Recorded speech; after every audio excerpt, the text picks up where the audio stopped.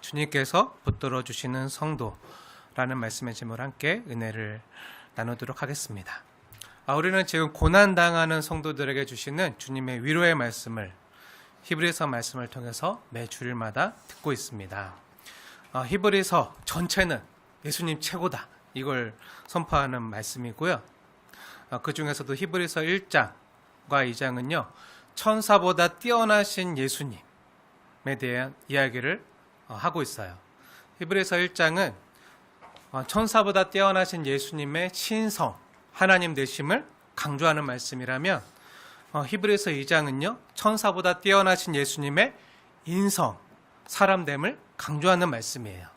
그래서 히브리서 2장에서는 예수님께서 천사들보다 잠시 동안 못하게 하심을 입어서 우리 사랑과 같이 되어서 죽음의 고난을 받으심으로 말미암아 영광과 존귀로 관을 쓰신 그 예수님에 대해서 말씀하고 있는 장이에요.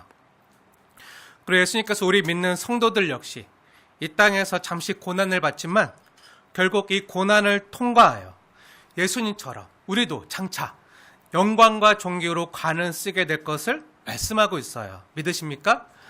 네, 그런데 이 말씀이요 구약 성경 시편 8편 말씀을 인용한 거라고 했어요. 우리가 지난주에 시편 8편 말씀을 우리 함께 보았잖아요. 사람이 무엇이기에 주께서 그를 생각하시며 인자가 무엇이기에 주께서 그를 돌보시나이까. 이 고백을 인용해서 히브리서 2장 말씀하고 있는데요. 근데 이 고백이요 단순히 기쁘고 감사할 때만 나오는 고백이 아니라 언제도 나오죠? 네, 힘들 때도, 고난당할 때도. 우리가 지난주에 보았던 욥기 7장에 나오는 욥의 고백처럼, 아니 주님 제가 뭐라고, 제가 뭘 그렇게 잘못했길래 저를 이렇게까지 막대하시는 겁니까? 할 때 나오는 고백이기도 해요. 주님 저 정말 지금 충분히 힘들거든요. 죽을 만큼 힘든데 저를 언제까지 이렇게 대하실 건가요? 제가 예배도 드리고 헌금도 드리고 봉사도 하고 정말 할 만큼 했는데 제가 뭐 안 한 거 있나요? 그런데 왜 저를 이처럼 박대하시나요? 이런 원망의 고백이었어요. 네, 욥기 7장에 나오는 고백. 그리고 히브리서 2장에 나오는 내용. 근데 하나님께서 왜 이렇게 대하신다고 했죠? 그것도 주님의 자녀들을 왜 이렇게 대하신다고 했죠? 네, 그 결론이 욥기 38장부터 마지막 장까지 나오는데요. 그 이유가 뭐라고 했죠? 네, 욥기에 나타나는 하나님의 마음이 이건데요. 너가 뭐라고 너를 이렇게까지 대하냐고? 너는 내 사랑하는 자녀고 내가 이 세상을 너를 위해서 만들었고 너는 내 자랑이고 내가 이 모든 것을 너에게 상속자로 후사로 물려주고 이렇게 말씀하시는 거예요. 그래서 우리를 그렇게 하나님의 후계자 되게 만들기 위해서 우리를 지금 이렇게 대하신다는 거예요. 너는 내 자녀고 내 자랑스러운 상속자고 내 후계자다. 그러니 내 자녀답게 후계자답게 훈련시키는 중이다. 영광과 존귀로 간을 쓸 존재로 지금 단장하는 중이다. 영광과 존귀로 간을 쓰는 자는 그 영광의 무게가 있다고 말씀하시는 거예요. 지금 너가 하나님의 후사로서 후계자 교육을 받고 있다는 말씀이에요. 이건요 천사들에게는 허락된 게 아니에요. 하나님의 아들 예수 그리스도와 또 예수 안에 있는 하나님의 자녀된 우리 성도들에게만 주신 은혜라는 거예요. 그러니 그리스도가 고난을 받으셨은즉 우리도 고난을 받는 것이 합당하도다. 우리도 고난을 받아서 하나님의 후사된 영광에 이르러야 한다는 거예요. 우리가 이런 내용을 지난주에 함께 나누었잖아요. 그래서 하나님께서 10절에 오늘 본문에 이렇게 확증해서 말씀해 주시는 거예요. 우리 10절 말씀 다시 한번 함께 읽겠습니다. 시작.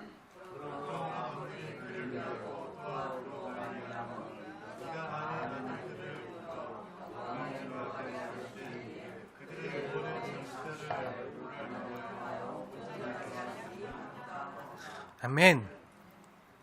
네, 여기 10절 말씀을 자세히 보면요. 그로 말미암은 이가 많은 아들들을 이끌어 영광에 들어가게 하신다. 라는 말씀이 나와요. 이 말씀은요, 예수 그리스도께서 하나님의 자녀가 된 자들을, 많은 아들들을 이끌어 영광에 들어가게 하시는데 그냥 들어가게 하시나요? 아니죠. 그럼 무엇을 통해서 온전하게 하신다고 말씀하시죠? 그 많은 아들들도 무엇을 통해서? 네, 고난을 통하여. 고난을 통하여. 온전하게 하심이 합당하도다. 그러니까 고난을 통해서 우리를 온전하게 만들어 주신다는 거예요. 우리가 정금같이 나오도록 지금 연단하는 과정이라는 거예요. 즉 하나님의 후계자 교육이라는 거예요. 이 하나님의 후사되며 저절로 되는 게 아니라 예수님이 우리를 위하여 이 땅에서 고난을 받으신 것처럼 하나님께서 하나님의 후사된 우리 역시 이 땅에서 고난을 통하여 하나님의 후사답게 온전하게 만들어 가신다는 말씀이에요. 근데 여기서 10절에 구원의 창시자라는 말씀이 참으로 독특한데요. 여기 나오는 창시자, 구원의 창시자 할 때 이 창시자라는 말은요, 헬라 원문 그대로를 우리말로 번역하면요, 원조라고도 번역할 수 있어요. 구원의 원조. 또는 대장으로도 번역할 수가 있어요. 두 가지로 번역이 되는데, 그러니까 우리 주 예수님께서 구원의 원조가 되신다는 거예요. 이 원조라는 말은요, 이 문맥에서 잘 어울리지가 않아요. 원조하면 우리는 부대찌개 원조 이런 거 생각하잖아요. 원조 부대찌개. 네, 배고픈 분 계시죠?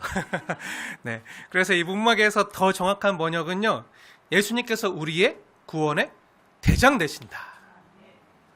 이렇게 번역하는 게 더 정확한 번역이에요. 여러분이 저와 여러분의 대장이 되신다고요.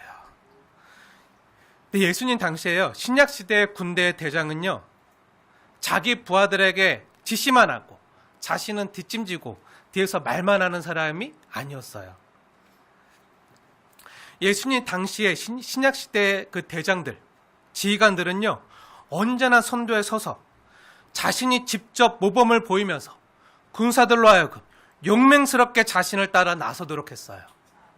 나를 따르라 하면서 먼저 적진으로 용맹에 돌격하는 거죠. 그 다윗과 골리앗에서도 먼저 대장들이 나타나잖아요. 대장들 나서서 먼저 싸우잖아요. 그리고 옛날 전쟁, 특히 신약시대 전쟁은요, 먼저 그 적군의 장군이 있잖아요. 그 장군하고 이쪽 편의 장군하고 나서서 먼저 일기토 같은 걸 해요. 먼저 나서 가장 먼저 싸우고 그 싸움 뒤에 그 사기를 받은 그 군사들이 뒤에서 함께 따르는 그런 전투였는데요. 다시 말해서 대장이 되려면요, 지휘관이 되려면 먼저 용맹하게 나서야 돼요. 나를 따르라 하면서 먼저 적진으로 용맹하게 돌격하는 거죠. 그럼 뒤에 있던 군사들이요, 자연스럽게 대장을 따라서 함께 나가는 거예요. 10절에 나온 이 구원의 창시자라는 말씀이 바로 이런 뜻이에요. 예수님께서 우리 힘으로 연약하였으는 그것을요, 예수님께서 우리 대장이 되셔서 우리 앞서서 먼저 본이 되어서 십자가의 고난을 받으심으로 영광과 존귀로 간을 쓰신 것처럼 우리도요, 예수님의 그 뒤를 따라오게 하셨다는 거예요. 그래서 예수님께서 나를 따르려거든 뭐라고 하셨죠? 나를 따르려거든 자기 십자가를 지고 나를 쫓으라 말씀하신 거예요. 그리고 11절 말씀, 그렇게 우리를 거룩하게 하시는 이 예수님의 도우심으로 거룩함을 입은 우리 성도들이요, 다 한 근원에서 났다고 선포하고 있어요. 그리고 예수님께서 우리를 뭐로 불러주신다고 말씀하시죠? 형제라고 불러주신다고 말씀하시는 거예요. 형제라는 말은 뭐죠? 근데 우리를 남처럼 여기지 않고요, 우리를 가족처럼, 형제처럼 한 핏줄로 태어나, 그래 형제처럼 친밀히 여겨주신다는 거예요. 혈육으로, 가족으로. 그리고 주님이 우리를 그렇게 교회로 불러주시고 교회로서 함께 하나님을 찬송하게 하신다는 거예요. 그래서 교회가 교회될 수 있는 핵심은요, 우리 중에 예수님이 계시기 때문에 교회가 교회될 수 있는 거예요. 예수님이 없으면요, 아무리 많은 사람 수만, 수천, 수백억 명이 모여도요, 교회가 될 수 없어요. 어느 교회 건물에 모여서 많은 사람들이 하나님을 찬양하고 막 해도요, 그곳에 예수님이 안 계시면요, 교회가 아니에요. 교회가 교회될 수 있는 건요, 우리 중에 예수님이 임재하시기 때문에 교회될 수 있는 거예요. 예수님 우리 가운데 내주하시고 임재하지 않고서는요, 우리는요 참 교회가 될 수 없다고요. 또 주님 우리 가운데 임재하지 않고서는요, 우리가 드리는 이 시간 드리는 이 예배가 참된 예배와 찬송이 될 수도 없어요. 여기서 핵심은요, 우리 주 예수님께서 우리 중에 계시는가, 이게 핵심이에요. 아무리 우리가요 수백억짜리 좋은 예배당과 엄청난 음향 시스템과 파이프 오르간과 수만 명이 모여서 또 수천 명의 성가대가 함께 하나님을 찬송하고 그 예배당에서 BTS 콘서트나 대형 오페라 같은 정말 잘 연출된 최선의 혼신의 예배를 드린다고 할지라도요, 그 가운데 예수님이 계시지 않으면요 참된 예배가 아니라고요. 그냥 예배 콘서트는 될 수 있을지 몰라도 예배는 아니라고요. 하지만 우리가요, 지난주 보았던 욕과 같이요, 모든 것을 다 잃어버리고 막 비가 새고 막 창문이 다 깨지고 정말 이런 공간도 없어서, 때로는 이 건물 공간도 없어서 겨우 욥과 같이 비 피할 초막이나 빈들밖에 없고요, 또 몸은 아프고 몸에서 악창이 나고 정말 힘든 상황이라 할지라도요, 그곳에서 주님을 바라보고 주님께 기도하고 예배하면요, 그것을 하나님이 참된 예배로 받으신다는 거예요. 그리고 그렇게 주님을 예배하는 우리를요, 우리 주 예수님께서는 하나님께서 내게 주신 자녀라고, 너는 내 자녀다, 이렇게 불러주시는 거예요. 그게 오늘 말씀이에요. 이를 위해서 하나님이신 예수님께서 우리와 같은 혈과 육을 입으셨어요. 우리를 자녀라고 불러주시기 위해서 우리 주 예수님께서 먼저 우리처럼 되셨어요. 혈과 육을 입으시고 사람이 되신 거죠. 그 이유는요, 하나님께서 예수님에게 주신 자녀들을 거룩하게 하시려고 그 사람들과 하나가 되셔야만 했어요. 그들과 한 몸이 되기 위하여. 이유가 뭐죠? 네, 우리 14절과 15절 두 절 말씀 함께 읽겠습니다. 14절 15절 시작.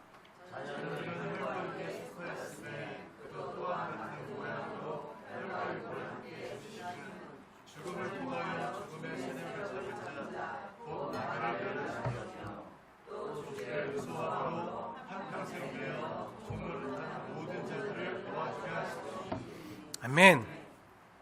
네, 예수님께서 우리 사람의 몸을 입으시고 우리와 같은 혈과 육을 입으신 이유가 뭐라고요? 네, 우리를 죽음의 권세에서 구원하시기 위해서라는 거예요. 우리를 죄와 사망과 마귀의 손 아래에서 해방하여 자유케 하기 위해서라는 거예요. 사실 죽음의 권세가요, 사람이 이 땅에서 겪을 수 있는 어떻게 보면 끝판왕이라고 볼 수 있어요. 그래서 모든 사람은요, 죽음을 두려워해요. 왜죠? 죄가 있기 때문에. 죄가 있기 때문에. 죄의 싹은 사망이에요. 그리고 그 뒤에는 심판이 있느니라. 근데 굳이 성경의 증언이 아니더라도요, 죄가 있는 사람은요, 양심이란 게 있어서요, 본능적으로 죽음 뒤에 그 심판으로 인한 형벌을요 두려워해요. 예수 안 믿는 사람들도 그런 형벌을 두려워해요. 근데 무섭고 두려운 건 피하고 싶잖아요. 오늘 성경에도 죽음을 두려워한다고 했는데 두려운 건 피하고 싶잖아요. 그래서 죽음은요, 애써 생각하지 않으려고 해요. 죽음은 나와 상관없는 남일처럼만 여기려고 그래요. 나와 상관없는 것처럼, 내 일이 아닌 것처럼, 나에게는 오지 않을 일처럼 생각조차 안 하려고 해요. 무섭기 때문에 피하는 거죠. 근데 사실 죄인된 사람이요, 결코 피할 수 없고요, 또 이 땅에 있는 모든 사람들이 경험하는 게요, 바로 이 죽음이에요. 그리고 이 죽음만큼 우리를 두렵게 하는 게 없고요, 무서워하게 하는 게 없어요. 근데 이런 하나님께서 오늘 히브리서 말씀을 통해서요, 이런 우리에게, 두려워 떠는 우리에게 복음을 들려주신 거예요. 우리를 두렵게 하는 이 죽음의 권세가요, 우리와 같은 혈과 육을 입으신 예수님의 십자가의 죽으심으로 멸하여 졌다는 거예요. 끝났다는 거예요. 여기서 죽음의 세력을 잡은 자, 그 마귀를 멸하셨다라는 오늘 본문의 말씀은요, 마귀의 존재를 없앴다는 의미가 아니라 원문 그대로를 번역하면요, 아무것도 아닌 것으로 만들었다는 뜻이에요. 아무것도 아닌 것으로 만들었다. 즉 마귀가 아직 존재하고요. 그래서 자꾸 우리를 공격하잖아요. 또 죽음이 아직 존재하지만 예수를 믿는 우리 성도들에게는 우리 대장 되신 예수님께서 그 마귀나 죽음은 아무것도 아닌 것으로 만들어 주셨다는 거예요. 이 말씀이 무슨 말씀인지 아시겠습니까? 하나님을 믿지 않는 사람들, 세상 사람들은요, 세상 사람들에게는 죽음은요 늘 두렵고 무서운 대상이고요, 죽음 다음에 올 심판과 진노와 형벌 때문에 마음과 영혼이 쉴 날이 없지만요, 예수 그리스도를 믿는 성도들에게는 예수님 우리 대신 죽음을 당하시고 그 죽음에서 오는 심판과 저주와 형벌과 진노를 다 몸소 담당하셨기에 더 이상 그 죽음이요 우리에게 영향을 끼칠 수가 없게 하셨다는 거예요. 내 대신 심판과 형벌을요 십자가에서 다 받아내셨어요. 그리고 예수를 믿는 우리에게는요 영생을 주셨어요. 그래서 죽음은요 두려움의 대상이 될 수 없고요, 죽음은 오히려 하나님의 나라를 열어 제끼는, 우리 성도들에게는 죽음은 다르게 말하면 하나님의 나라를 열어 제끼는 또 다른 문이 되게 하셨다는 거예요. 우리가 매주 수요일마다 강의하고 있는 요한복음의 어법으로 말하면 죽음은요 나를 사랑하시는 우리 하나님 아버지 집으로 들어가는 대문이 되게 하셨다는 거예요. 현관문이 된다는 거예요. 모든 사람이 죄를 범하였기에 모든 사람이 죽어요. 하지만 예수 믿는 사람은요 죽음 앞에서도 두려워하지 않아요. 오히려 죽음 뒤에 오는 천국을요 소망하고요, 이 땅의 수고와 아픔을 마치고 편히 쉬고 그 따스한 주님 품에 안기게 될 것을 소망하고 바라는 거죠. 그래서 임종 때 보면 예수 믿는 사람과 믿지 않는 사람의 차이를 확연히 볼 수 있는데요, 예수 믿는 성도와 믿지 않는 사람들의 모습이 달라요. 물론 예수 믿는 성도 역시요 육신을 가지고 있는 이상 죽기 전에 아프잖아요. 노안으로 인해서 또 질병으로 인해서 아파하고 힘들어할 수 있고, 또 사랑하는 사람들과 잠시 동안 떨어져야 되니까 그것 때문에 서운해할 수 있고 아쉬울 수 있지만, 하지만요 그 영혼은요 평안하고요, 주님이 품어주시고 받아주시기 때문에 그 영혼은 평안하고, 또 사랑하는 자녀들에게 사랑한다라고 말해주고요, 또 마지막 요원으로 사랑하는 자녀들에게 주님 잘 믿으라고 말하면서 주님 품 안에 안기는 것을요 많이 보게 돼요. 정말 주님을 잘 믿는 성도들은 임종시에 주님 앞에 가기 전에 자녀들에게 사랑한다고 고백하고, 또 자녀들도 예수님 사랑하도록 이렇게 말하고 하는 것을 보게 돼요. 하지만 예수 믿지 않는 사람들은요 임종시에 어떻게 하죠? 죽음 앞에서 두려워하면서 떠는 걸 보는 거예요. 그럴 때가 많아요. 사랑하는 여러분, 예수 안에 있는 자에게는요 사람을 가장 두렵게 하는 두려움의 끝판왕이 죽음마저도요 힘을 잃는 거예요. 잃게 되는 거예요. 주님이 그렇게 만드셨다는 거예요. 아무것도 아닌 것으로. 그게 진짜 믿음 있는 사람이에요. 죽음 앞에 종로로 타는 모든 자들을 예수님께서 대신 우리를 위하여 십자가에 죽으심으로 우리를 자유케 하신 거죠. 죽음의 건설로부터 해방시켜 주신 거예요. 그런 우리를요 그 죄로부터 구원하시기 위해서 영화로우신 하나님이신 예수님께서 자신이 만든 피조물의 형상인 사람의 몸을 입으시고 우리와 똑같은 혈과 육의 사람의 모습으로 오셨어요. 그래서 죽으실 수가 있잖아요. 천사들은요 못해요. 하지만 하나님께서 예수님을, 하나님 아들 예수님을 천사보다 잠시 동안 못하게 하심으로 우리 대신 그 죽음의 권세를 이길 수 있도록 그 일을 친히 행하신 거예요. 그래서 예수님께서 천사보다 뛰어나다고 이 예수님의 사람됨을 통해서 오늘 성경은 증언하고 있는 거예요. 예수님께서, 하나님이신 예수님께서 사람을 너무 사랑하신 나머지 사람에게 찾아와 주시고 그 사람을 위해서, 우리를 위해서 십자가에서 죽기까지 내가 널 사랑한다, 이렇게 사랑으로 말 걸어 주셨어요. 그렇게 부르심을 입은 자들이 저와 여러분이고, 그래서 이 시간 주님 앞에 나올 수 있었던 거죠. 그런데 그렇게 예수님께서 십자가에서 죽으심은요, 16절 말씀 자세히 보세요. 16절 말씀, 확실히 천사들을 위해서가 아니라는 거예요. 그럼 누구를 위해서라는 거죠? 네, 오직 아브라함의 자손들, 우리 성도들을 붙들어주기 위해서라고 말하는 거예요. 자세히 보세요. 예수님은요, 천사들을 위해서 죽으신 게 아니에요.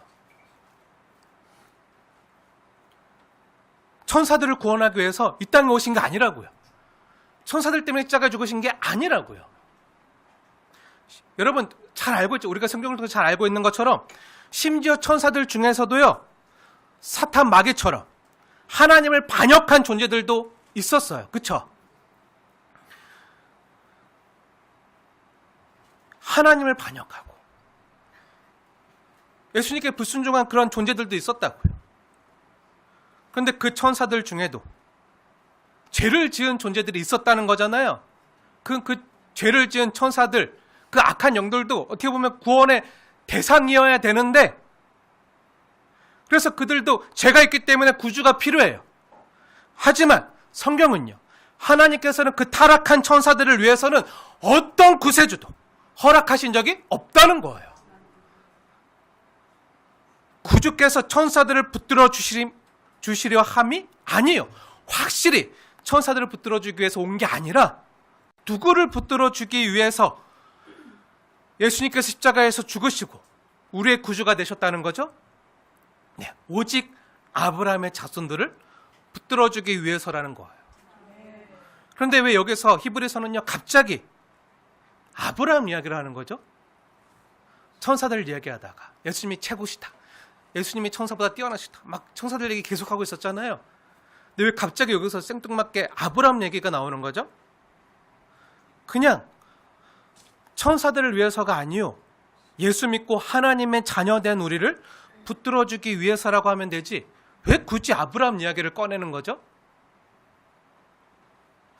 그럼 여기 히브리서 2장에서 말하는 아브라함의 자손들은 도대체 누구를 가리키는 거죠? 네, 정답부터 말씀드리겠습니다. 결론, 저와 여러분이요, 아브라함의 자손들이에요. 믿으십니까?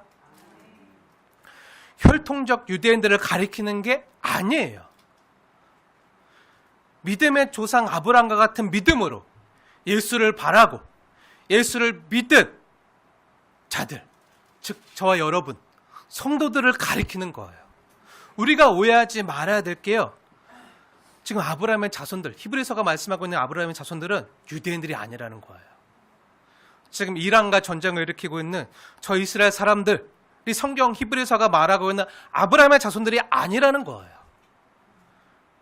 오히려 그들은요, 그 유대인들은요, 예수님께서 사람의 모습으로 이 땅에 오셨을 때 그 예수님을 메시아여 구원자로 인정하지 않고 어떻게 했죠? 그 하나님의 아들 예수님 십자가에 못 박아 죽인 자들이에요. 그리고 아직까지도 예수님을요, 하나님으로 믿지 않아요. 하나님으로 인정하지 않고 또 다른 메시아를 기다리고 있는 자들이에요. 다른 메시아를 기다리고 있어요. 예수를 믿지 않아요. 여기 히브리서가 말하는 아브라함의 자손들은요, 예수 믿는 성도인 저와 여러분을 가리켜요. 저와 여러분. 제 말이 아니라 성경의 증언인데요, 저와 여러분이요, 믿음의 조상 아브라함의 자손이라고요. 우리 정말 그러한가 함께 확인해 보겠습니다. 로마서 4장 말씀 함께 볼게요. 제가 이렇게 확신 있게 말하는 건요, 이게 성경의 증언이기 때문이에요. 로마서 4장 말씀 함께 보겠습니다. 중요하기 때문에 다 같이 볼게요. 로마서 4장 16절부터 마지막 절인 25절까지 한번 눈으로 쭉 보세요. 히브리서 2장을 표시해 놓고 로마서로 한번 가보셔서 잠시 시간을 드릴 테니까 16절부터 마지막 절까지 한번 쭉 보세요. 아브라함에 대해서 얘기하시는데 어떻게 이야기하시는지 한번 보세요.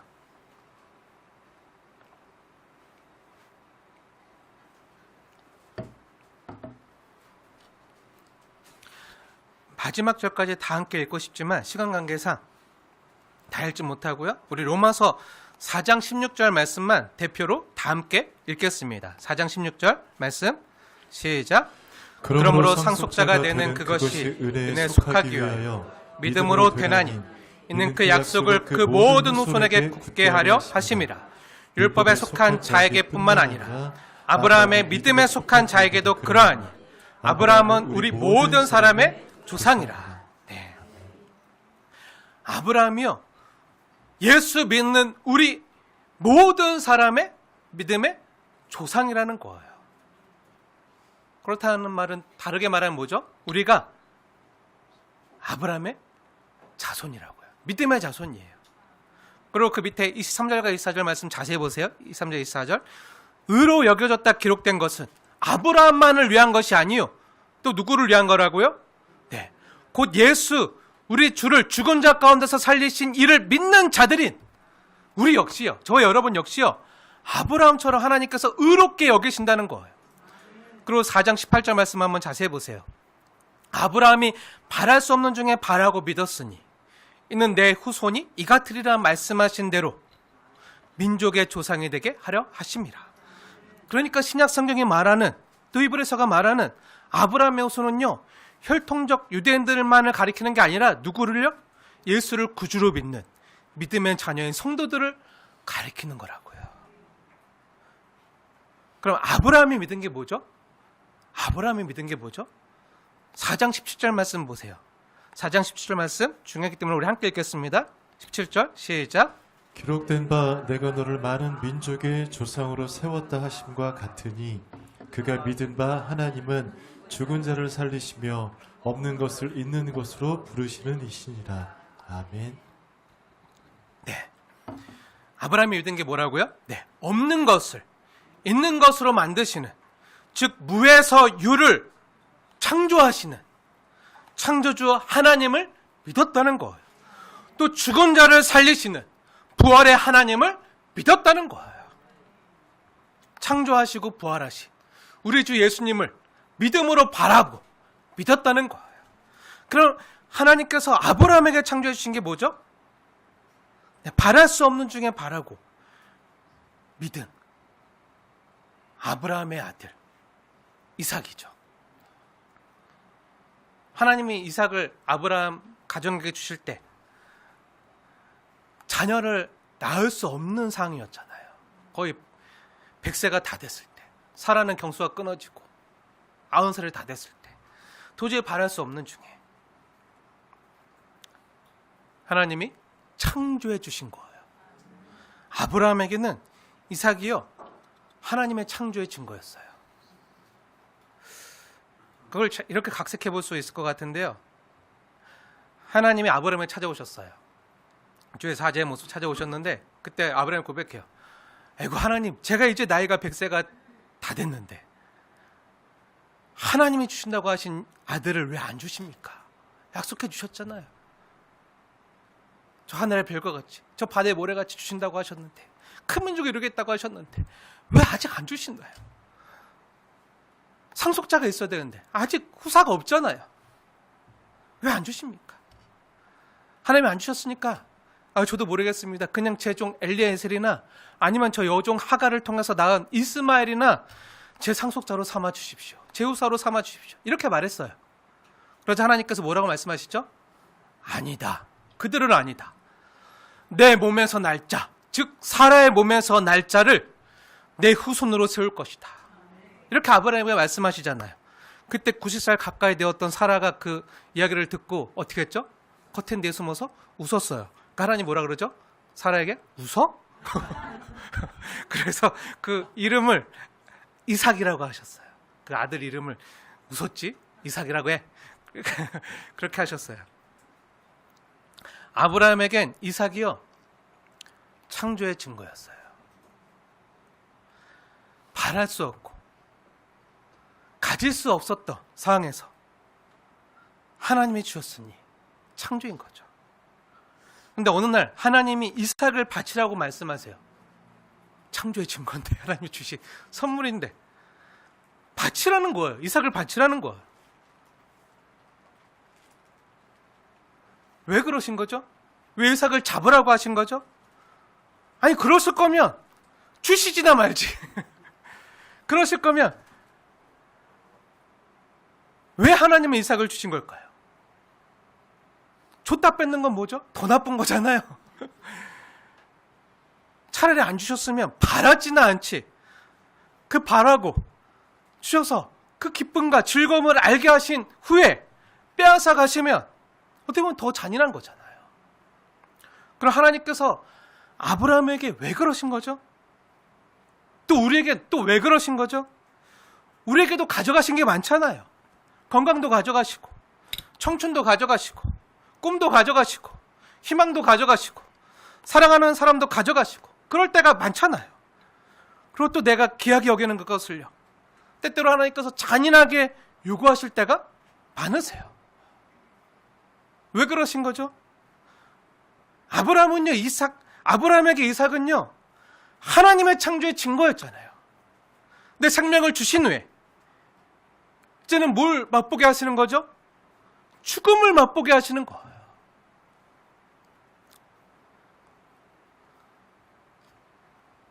왜죠? 어떻게 보면 자신이 아프고 죽는 것보다 그 아들 이삭을, 사랑하는 독자 이삭을 바치라 했을 때 더 죽을 것 같았을 거예요. 더 있는 거죠. 그럼 왜 그런 일을 허락하시는 거죠? 네. 오늘 로마서도 말씀하고 있고 창세기도 여러 번 말씀하는데 또 히브리에서도 말씀하고 있는데요. 우리에게 부활의 하나님을 알게 해주기 위해서라는 거예요. 부활의 하나님을, 창조 하나님을 맛봤어요. 구원 하나님을 경험했어요. 이제 부활의 하나님을 알라는 거예요. 17절 말씀, 로마서 4장 17절 말씀 한번 보세요. 그가 믿은 바 하나님은 죽은 자를 살리시며 없는 것을 있는 것으로 부르시는 이시니라. 이것을 경험적으로 믿게 하셨다는 거예요. 입술의 고백만이 아니라, 관념이 아니라 경험적으로 알게 하셨다. 왜죠? 그 위에 16절, 상속자로 만들기 위해서, 하나님의 후사가 되게 하기 위해서. 근데 그게 어떻게 된다고요? 그 자신의 노력으로 된다고요? 아니요, 은혜에 속한 것임을 알게 하기 위해서. 하나님이 주신 거, 창조해 주시고. 사람이 바랄 수 없잖아요. 무에서 뭘 바래요? 무는 아무것도 없는 거예요. 무에서 뭐가 나오겠어요? 근데 이건 창조 하나님만 하실 수 있는 거예요. 무에서 유를 창조. 그리고 이제 부활을, 죽은 자를 살리시는 이 하나님을 경험하게 하시는 거예요. 사실 아브라함이 바랄 수 없는 중에 하나님의 창조의 증거인 이삭을 얻었잖아요. 근데 하나님이 이삭을 잡으라고 하시니 아브라함이 어떡하죠? 순종해요. 믿음으로 바라보고, 힘들었지만 순종하고, 그 나귀에 번제 때 쓸 장작을 잔뜩 싣고 그 하인들과 종들과 함께 이삭을 데리고 모리아산으로 가요. 몇 밤을 거쳐서 가요.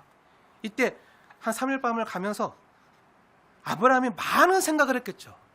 하나님 나한테 왜 이러시지? 아마 이런 생각을 했을 수 있을 것 같아요.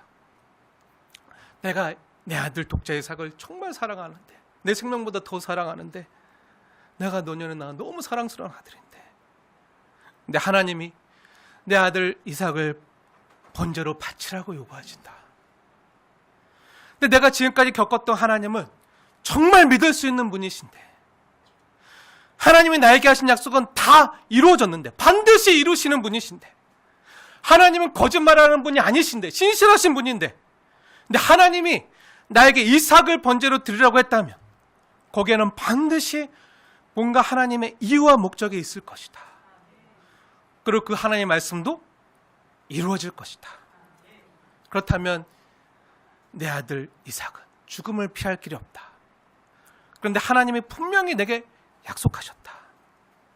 내가 너를 큰 민족이 되게 하겠고, 너의 씨를 통해서, 특히 너와 사라를 통해서, 낳은 너의 씨를 통해서, 이삭을 통해서 세상 모든 민족의 복을 받을 것이라고 약속하셨다.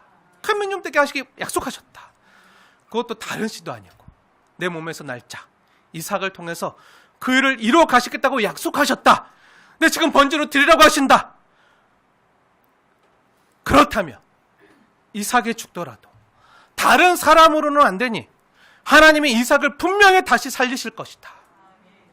죽은 자 가운데서 다시 살리실 것이다. 그리고 하나님이 나에게 하신 약속을 신실하게 이루어 가실 것이다. 이삭을 통해서 이루어 가실 것이다. 이렇게 가면서 생각했을 것 같아요. 제 추측이 아니고요. 성경의 증언이기도 한데요. 그리고 그렇게 가면서 3일 밤낮을 가서 모리아산에 도착했어요.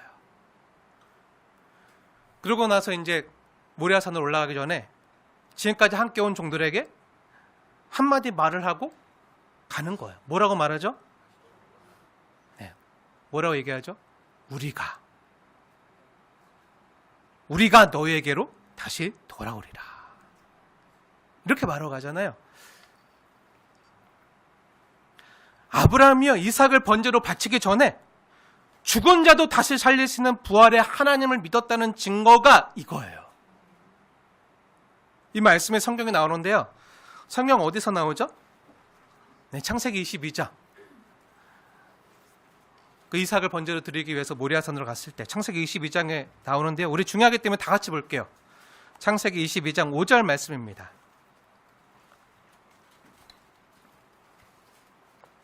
창세기 22장 5절 말씀 우리 함께 읽겠습니다. 시작. 이에 아브라함이 종들에게 이르되 너희는 나귀와 함께 여기서 기다리라. 내가 아이와 함께 저기 가서 예배하고 우리가 너희에게로 돌아오리라 하고. 아멘. 네. 지금 누구만 하나님께 예배하러 가죠? 아브라함과 이삭만 하나님께 예배하러 가고 있잖아요. 근데 뭐라고 얘기하면서 가죠? 우리가 너희에게로 돌아오리라. 이 5절 말씀에서 아브라함의 믿음과 부활신앙을 볼 수 있는데요. 네. 너희는 여기서 기다리라. 내가 아이와 함께 저기 가서 예배하고 우리가 너희에게로 돌아오리라. 아브라함이 나 혼자 돌아올게 이러고 갔나요? 아니잖아요. 분명히 뭐라고 얘기하죠? 우리가 누구죠? 아브라함과 내 아들 이삭이 다시 너에게로 돌아오리라. 근데 하나님이 이삭을 번제로 드리라고 했잖아요. 그럼 어떻게 돌아오는 거죠? 어떻게 돌아올 수 있죠? 하나님이 살리지 않으면 못 돌아오는 거죠. 하지만 아브라함은요, 다시 살리신 하나님 믿은 거예요. 부활의 하나님 믿은 거예요. 여기서 내가 이삭을 번제로 드릴지라도 하나님 그 아들 이삭을 다시 살리셔서 함께 돌아오게 하실 것이다. 이걸 믿고 고백하는 거죠. 제 추측이나 상상이 아니라 아브라함을 변호하기 위해서 한 말이 아니라 성경의 말씀이에요. 그럼 어디서 이런 아브라함의 믿음의 부활신앙을 볼 수 있죠? 창세기 22장 5절 말씀 말고 여기서도 정확하게 하지만 우리가 지금 함께 보고 있는 히브리서 말씀에도 나와요. 히브리서 11장 한번 볼게요. 그 믿음의 장이라고 하는 히브리서 11장 한번 보세요. 히브리서 11장 중요하기 때문에 다 찾아서 함께 읽겠습니다. 히브리서 11장 17절부터 19절까지 말씀인데요. 17절부터 19절 3절 말씀 하나님의 말씀으로 받으시면서 한 목소리로 우리 함께 읽겠습니다. 시작. 아브라함은 시험을 받을 때 믿음으로 이삭을 드렸으니 그는 약속들을 받은 자로 돼 그 외아들을 드렸느니라. 그에게 이미 말씀하시기를 내 자손이라 칭할 자는 이삭으로 말미암으리라 하셨으니 그가 하나님이 능히 이삭을 죽은 자 가운데서 다시 살리실 줄로 생각한지라. 비유컨대 그를 죽은 자 가운데서 도로 받은 것이니라. 아멘. 아멘. 비유컨대 그를 죽은 자 가운데서 도로 받은 것이니라. 네. 한번 자세히 보세요. 17절 믿음으로 이삭을 드렸으니 그는 약속들을 받은 자로 돼 그 외아들을 드렸느니라. 근데 그에게 하나님께서 이미 말씀하시기를 내 자손이라 칭할 자는 이삭으로 말미암으리라 하셨으니 그가 아브라함이 하나님이 능히 이삭을 죽은 자 가운데서 다시 살리실 줄로 생각한지라. 그러면서 이삭을 드리러 갔다고요. 아브라함은요, 지금 인간적인 사사로운 정을 포기하라는 의미에서 시험을 받은 것이 아니라는 거예요. 너 하나님 사랑해? 아니 네 아들을 더 사랑해? 뭘 더 사랑해? 나만 사랑해야 돼? 막 하면서 그 인간적인 정은 포기해? 막 하면서 그런 걸 지금 테스트하는 게 아니라 뭘 테스트한다는 거죠? 17절 말씀 자세히 보세요. 약속들. 약속을 정말 믿느냐 못 믿느냐, 그걸 테스트하는 거예요. 아브라함은 이삭까지 드렸는데, 가장 사랑하는 이삭까지 드렸는데 너희는 주님을 위해서, 교회를 위해서 그것도 못 내놓느냐? 그런 내용 하시는 게 아니라, 주님을 위해서 그것도 못 바치느냐? 그런 내용 하시는 게 아니라, 하나님의 말씀을 정말 믿느냐, 약속들을 정말 믿느냐, 내가 너를 통해서 이루겠다는 그 약속을 정말 믿고 있느냐, 그걸 말씀하고 있는 거라고요. 그 약속들이 뭐죠? 내 아브라함의 자손, 특히 내 몸에서 날 자라야 내 씨니라, 이렇게 말씀하셨잖아요. 그리고 아브라함의 씨를 통해서 우리를 죄와 사망의 문제로부터 구원할 메시아가 온다는 사실과, 그 메시아로부터 세상 모든 민족의 복을 받는다는 그 하나님의 약속들을 믿느냐? 그 약속의 유일한 통로가요, 바로 이삭이었잖아요. 그럼 그 이삭을 드리라는 하나님의 명령은 뭐죠? 네, 지금까지 반드시 말씀한 것을 이루는 능력의 하나님이시라며, 그 이삭을 번제로 드릴지라도 반드시 이삭을 죽은 자 가운데서 살리실 것이구나, 이 하나님의 약속을 믿은 거죠. 그 이삭의 부활을 믿은 거예요. 다시 말해서 죽은 자도 살리시는 하나님의 부활 능력을요, 믿은 거예요. 그럼 어떻게 이러한 믿음을 갖게 된 거죠? 아브라함이 스스로 깨닫거나 잘해서 갖게 됐나요? 아니죠. 우리가 예전에 창세기 강의할 때 아브라함이 얼마나 진짜 비굴하고 비겁하고 못났는지 봤잖아요. 2번이나, 한 번도 아니고 2번이나. 자기 살겠다고 죽음을 두려워해가지고 자기 아내까지 2번이나 뺏기잖아요. 그리고 여러 번 넘어지잖아요. 하나님의 약속을 믿지 못해서 넘어지고 자빠지고 뒹굴고 그러다 보니 정말 비굴한 처지도 여러 번 만나는 그런 아브라함이었잖아요.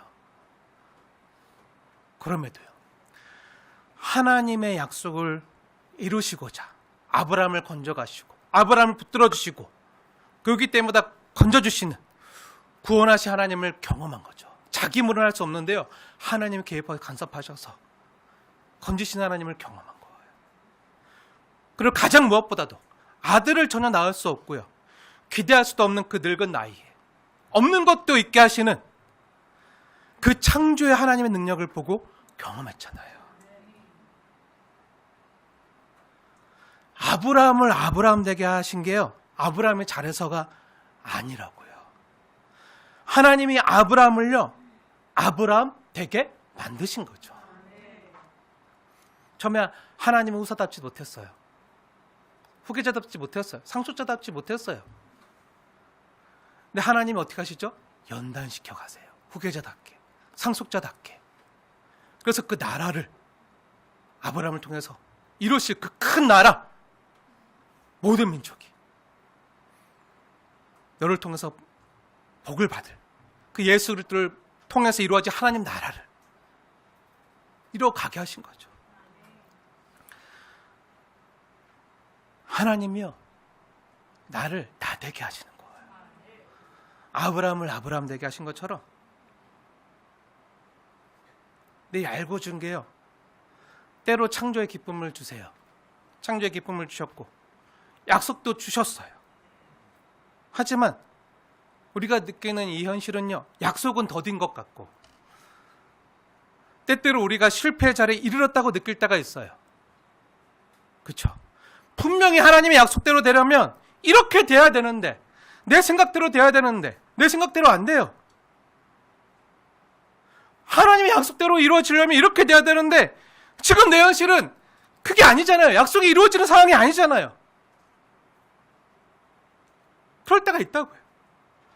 그런데 그 자리에서도요, 하나님이 어떻게 하시죠? 네, 우리에게 주셨던 그 약속, 하나님의 창조와 구원이 원래 목적했던 것을 하나님이 친히 이루어 가시는 거죠. 아브라함을 이삭을 바치라 하는 자리까지 불렀었던 것처럼 아브라함에게는요 고통의 자리였어요. 모든 것을 다 잃어버린 듯한 느낌의 자리였어요. 어떻게 보면 실패의 자리라고 해도 과언이 아니에요. 그런 일을 우리에게도 허락하실 때가 있다고요.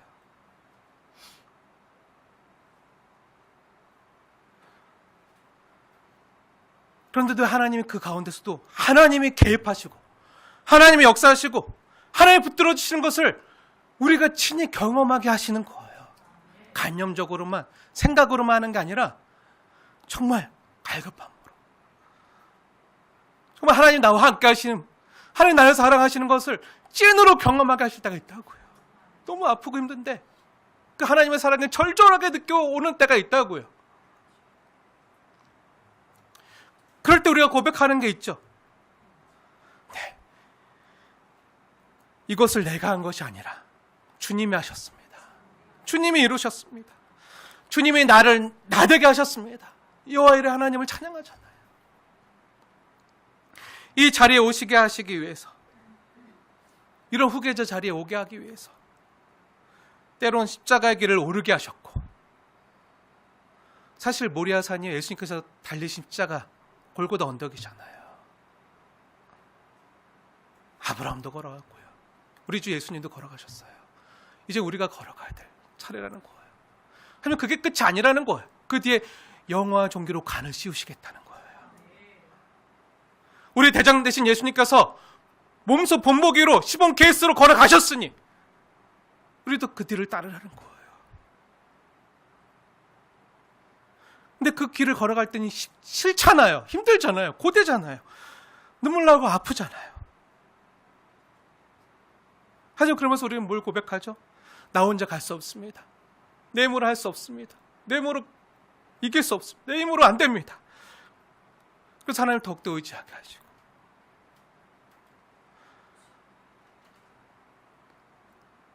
주님이 나를 붙들어 주셔야지만 갈 수 있습니다. 고백하게 하시는 거죠.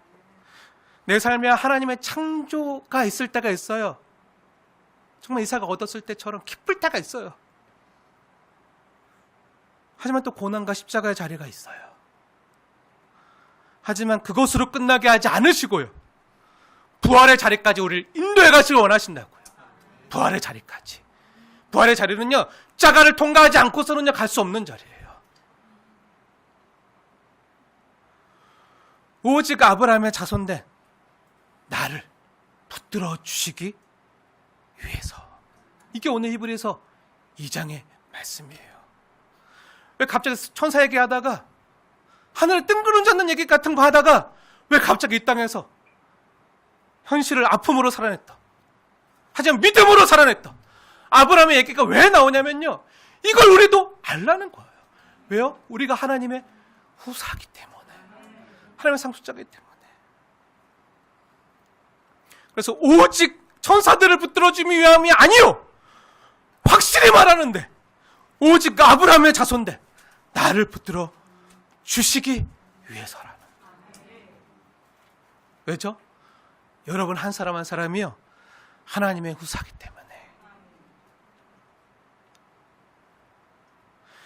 히브리서 말씀에 한결같이 나오는 말씀이 뭐죠? 너는 내 후사고 내 상속자라는 말씀이잖아요. 조금 전 우리가 보았던 로마서 4장 16절 한번 보세요. 로마서 4장 16절 말씀 한번 보시면 거기 뭐가 나오죠? 그러므로 상속자가 되는 그것이 은혜에 속하기 위하여 라고 말해주고 있잖아요. 이 말씀 뭐죠? 지금 우리를 후계자답게 만들어 가시는 중이라는 거예요. 내 능력으로 되나요? 내 힘으로 되나요? 나로부터는 안 되고 하나님이 나를 붙들어 주심으로, 그 능력의 손으로 나를 붙들어 주심으로, 그 은혜로 가능했고, 그 은혜로만 가능하고, 그 은혜로만 가능할 거라는 거예요. 그리고 그러한 은혜를 주신 하나님께서 우리에게 요구하시는 것은요, 내가 너를 이렇게 사랑하고 너를 내 자녀요, 상속자로 삼고 싶은데 이것을 너가 믿을 수 있느냐? 내가 너의 아버지고 너가 내 사랑하는 자녀라는 것을 믿을 수 있느냐? 이걸 말씀하시는 거예요. 사랑하는 여러분, 우리가 성도로 이 땅에서 당하는 고난은요, 우리를 하나님의 후사인 상속자로 삼으시기 위한 연단의 과정이라는 거예요. 다르게 말하면 하나님의 자녀 만들기, 그것도 어떤 자녀요? 후계자 만들기 과정이라는 거예요. 그만큼 저와 여러분을요 귀하게 여기시고 하늘 아버지께서 우리를 끝까지 포기하지 않으시고 붙들어 주시겠다는 약속이에요. 확실히 말하는데 내가 온 거, 내가 십자가에 못 박혀 죽는 거 천사들을 위해서가 아니야. 확실히 말하는데 너를 위해서야. 왜요? 붙들어 주려고. 우리가 이 땅에서 고난을 당하지만요, 우리가 이 십자가의 고난을 통과하여 반드시 영광과 존귀로 간을 쓰는 자리에 이를 거라는 걸 믿으라는 거예요. 아브라함처럼 믿으라는 거예요. 이것은 저나 여러분만 겪는 일이 아니라, 나만 겪는 일이 아니라 우리 주 예수님께서도 친히 겪으셨던 일이에요. 그 주님이 십자가를 통과해서 부활의 영광에 이른 것처럼, 그러고 나서 영광과 존귀로 간을 쓰신 것처럼 우리도요 이 땅에서 잠시 고난을 당할 수 있지만요, 은혜의 주님께서 우리 역시 반드시 영광과 존귀로 간을 씌워주시는 자리까지 인도해 주신다는 거예요. 때로 우리가 실패했다고 생각하는 그 순간에도요, 실패한 게 아니라고요. 왜죠? 주님이 우리를 붙들어 주시니까. 하나님은요 쉬지 않고요, 우리를 주님의 강한 손으로 붙들어 주셔서 우리에게 부활의 승리를 주시는 하나님이세요. 이 부활의 하나님 믿으면요, 죽음도요 힘을 잃어요. 우리를 두렵게 하고 벌벌 떨게 하는, 이 세상 사람들이 모두가 겪는 그 끝판왕이라 할 수 있는 사망 맞아요. 아무것도 아니게 되는. 왜요? 죽은 자도 살리시는 하나님이신데, 없는 것도 있게 만드시는 하나님이신데, 이 주님을 믿으십시오. 주님은요 우리를 창조하신 분이십니다. 그리고 우리를 사랑하시되 끝까지 사랑하십니다. 우리가 십자가 지는 고통에 있거나 내가 실패했다고 느끼는 자리나 또 신음하는 그 자리에서도요, 하나님은 여전히 우리를 사랑하시고 주님의 강한 손으로 붙들어 주십니다. 그렇게 우리를 귀하다 하시고 우리를 놓지 않으시는 분이에요. 그게 오늘 히브리서 2장 16절의 말씀이에요. 사랑하는 여러분, 그 주님을 바라보십시오. 믿음의 주여, 온전케 하시는 이 주님을 바라보십시오. 주님의 사랑이요 두려움을 내어 쫓는 거예요. 우리는 늘 두려움이 있어요. 항상 두려움에 쩔어 살잖아요. 하지만 언제 우리에게 두려움이 떠나죠? 주님이 날 사랑하는 게 느껴질 때, 그 은혜가 충만히 임할 때, 주님의 사랑이요 두려움을 내어 쫓는 거예요. 두려움에 붙들려 사는 우리 인생이 아니라 그 주님의 사랑에 붙들려서, 그 붙드는 증거가 뭐죠? 십자가잖아요. 예수님께서 죽기까지 우리를 달리신 그 십자가 사랑으로 우리를 붙들어 주시는 그 사랑. 그래서 우리에게 고난이 올지라도 주님의 그 은혜에 붙들려서, 그 사랑에 붙들려서 그 고난을 이겨내는 저와 여러분 되어지게 주님의 이름으로 축원을 드립니다.